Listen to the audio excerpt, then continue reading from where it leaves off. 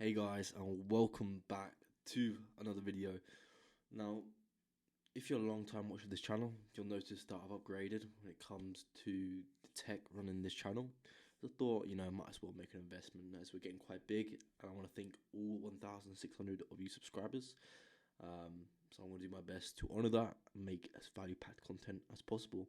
So yeah, make sure to hit that like button. But in today's video, what I want to touch is essentially OnlyFans chatters. I want to be talking about the relevant use case of them, how exactly you are best to get them onboarded within your agency, and different strategies that we use when it comes to making sure that they have good work ethic and that they're actually putting in the sorts of results that we expect as an agency. So if you don't know what an OnlyFans chatter is, it's someone who goes in the model's DMs and is actively chatting with the subscribers. When it comes to chatting, they're particularly selling content, or that's the main goal of it. But you can also use them to kind of build relationships, and these long-term relationships are going to end up being very profitable for both you, the agency owner, as well as the model itself. So it's an important aspect to do both things. Now, when it comes to onboarding chatters, I get a lot of questions about it, and people are constantly having issues about the actual scalability of chatters, and they're saying, they're not putting the work in, or the chatters just aren't trained well enough, and that's all part of the on-ramping process when it comes to chatters. So with chatters, as an agency, you have an on-ramping process, and that's the point of when you scout the chatter talent out and you're putting them and transition them into the agency. And it's important to have it really streamlined and structured because, of course, the professionalism is going to overlay back to the chatter. And as well as that, you need systems in place to make sure the chatter is doing a good job. So these systems are training documentation. So they need training documentation that they can always fall back to in case they get in any tricky situation. So they don't have to be talking to the chatter manager all the time, or if you don't have a chatter manager position yourself. As well as that, you also need important training videos on how to handle different situations, as well as accountability tools. So this can be like a scorecard. So the chatters are in a competitive environment, and it can also be some other accountability tools like a chatter tracking sales.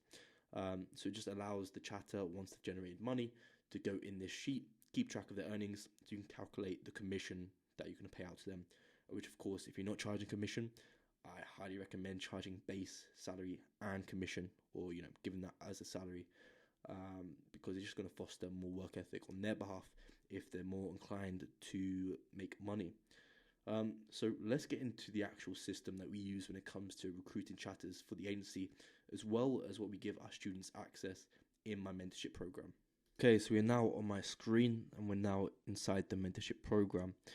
So I just want to give you guys a little brief overview of how we kind of structure things at my agency. So, of course, as an agency, we sign on talent rather quickly.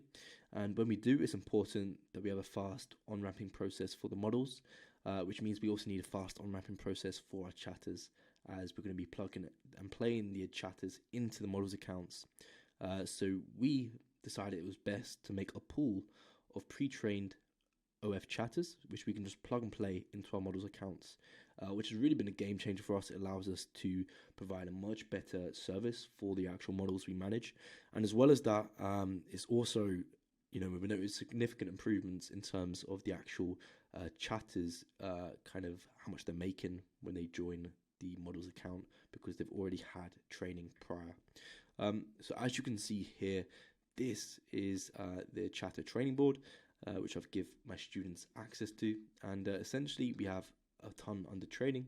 This will be blurred, of course, for confidentiality, but as you can see, we have tons under training, and once they go through training, we then put them through a test. If they pass the test, they then go to the ready section, which means they're on standby and they're ready to put into account, which of course we can chuck them into some of our models accounts, or we can chuck them into, of course, some of our students accounts.